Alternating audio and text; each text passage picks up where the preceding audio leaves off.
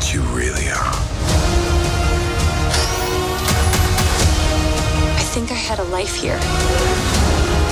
What aren't you telling me? Captain Marvel hit our big screens last night, and I was fortunate enough to check it out on its opening. So today on Beyond the Screen, I'm going to be giving my honest review of the first female-led MCU film. And guys, I was not disappointed.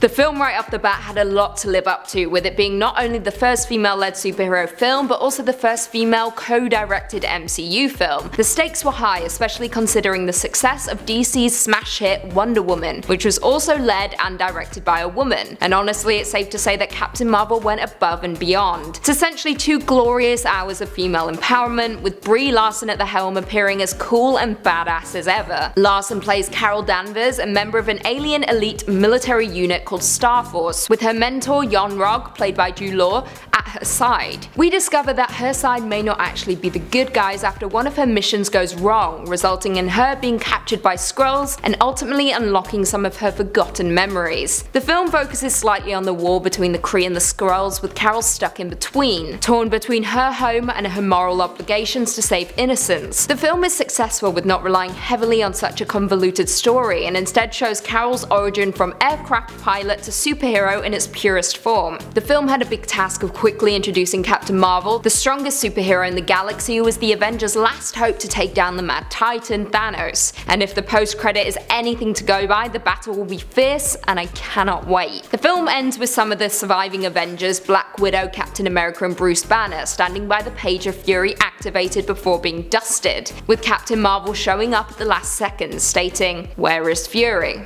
So good. The film was hugely successful in setting up the war that will ensue in Avengers Endgame, with Captain Marvel set to take on Thanos amongst the Avengers crew that are essentially named after her, after the reveal of an old picture that shows Captain Marvel standing next to her plane with the call sign Carol Avenger Danvers. It's not true to the comics, but it is a nice way for the MCU to tie everything together. The greatest takeaway from the film, however, is the growing friendship between Carol and Fury, with Carol seemingly being the only person to touch Fury's funny bone and vulnerable side. They have sharp banter, and the film as a whole is filled to the brim with comedic moments that almost rival Ant-Man's sense of humour. However, many will be disappointed to know that there is no love interest in the film for Carol, which in my opinion was the perfect move. For an origin story about the strongest superhero in the galaxy, we don't need romance interfering, and judging by Carol, she's not one to put love before saving the world, which is exactly what we want to see up on the big screen. All in all, Captain Marvel was a fantastic portrayal of the popular superhero and just builds the excitement surrounding Avengers Endgame, which is set to be released next month. Well, there we have it. Have you guys checked out Captain Marvel yet? Did you enjoy it? Leave us all your thoughts and feelings in the comments down below. If you haven't already, be sure to give this video a big thumbs up, subscribe and turn on notifications so you never miss another Beyond the Screen vid. And until next time, see you later.